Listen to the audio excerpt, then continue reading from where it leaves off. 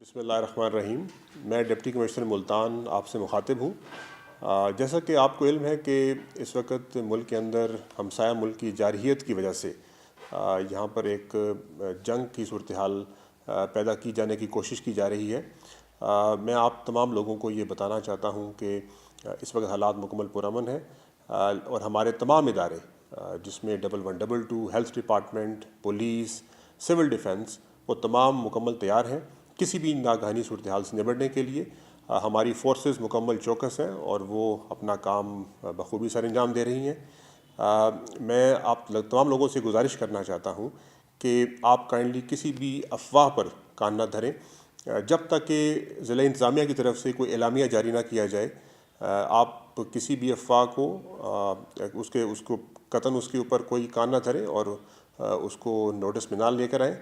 मैं आखिर में आप तमाम लोगों से दोबारा गुजारिश करना चाहता हूँ कि अब ज़िला मुल्तान के अंदर जो सूरत हाल है मुकम्मल कंट्रोल में है और ज़िंदगी जो है वो रवां दवा है। पाकिस्तान जिंदाबाद।